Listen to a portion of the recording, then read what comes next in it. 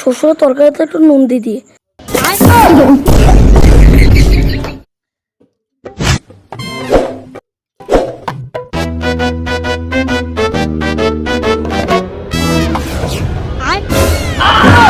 শ্বশুর আব্বা আপনি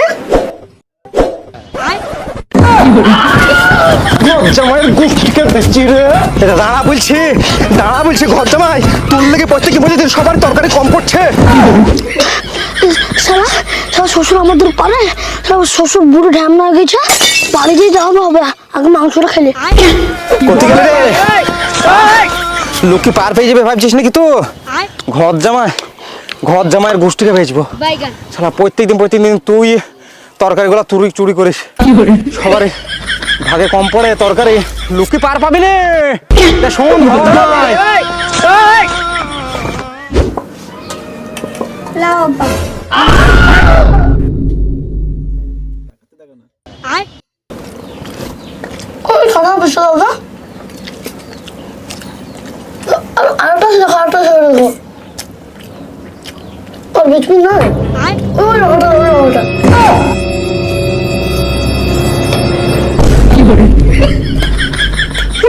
খাবো না ভাত।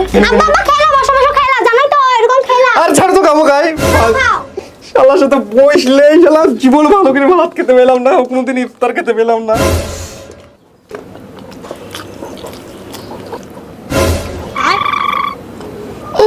শাকে একটু লবণ কম হয়েছে রে।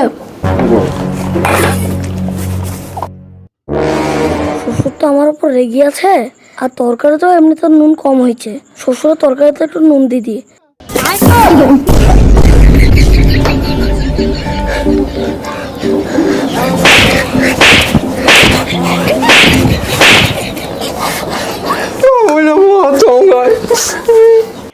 শুধু মেরে চলা শ্বশুর বেশি পড়ে গেল তো আমি কি করবো?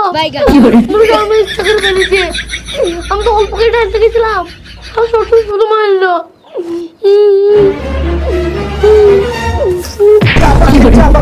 আমার ভাত খাওয়া হারাম করতে পার, আবার ভাত গিলছে রে ও হারামি। আমার খাওয়াটা নষ্ট করে দেবো খেতে লেগে।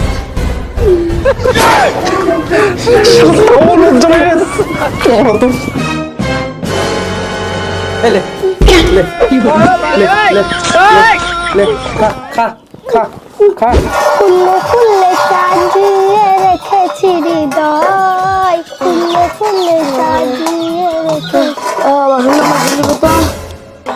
শোন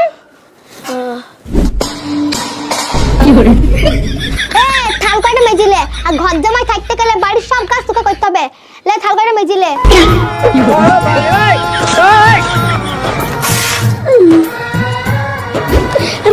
তোকে বিয়ার আগে কতবার বলেছিলাম ঘর জামাই থাকিস নে, তাও তো শুনলি নে। বুঝ চালা শ্বশুর কেন বয়েও মারবে, এবার বাড়ির কাজ সব পুজো করতে হবে, ঘর ঝাঁট দিয়া বাসন মাজা সব পুজো করতে হবে এবার। বুঝ চালা। আরে ঘর কেন রে, তো বাইরে রুটি করবি। হ্যাঁ দেখছি। আমি আটা সাইনতে পারি নাকি? আটা সানা তো বড় কথা নয়, এখানে আয় তাইলে হয়ে যাবে। এর আটা সানতে গেলে বেশি কিছু লাগে না, হালকা করে একটু পানি দিলেই হয় আটাতে। তুমি তো বললে পানি দিতে, পানি দিলাম। যা পানিটা ফেল দে যা। কি করলি আটা দেখতো আটা কে দিতে বললি রে? আটা কে দিতে বললি রে? একটু বুদ্ধি নাই রে। একটু পানি দে।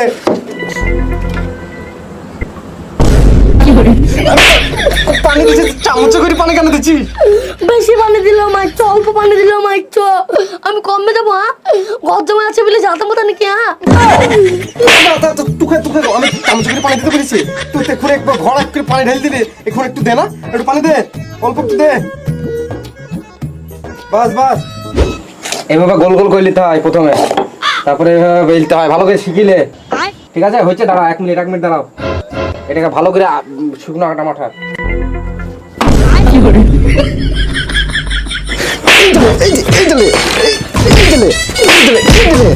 আর আমি হ্যাঁ রুটি গরম শিখাচ্ছি আমার মুখে আটা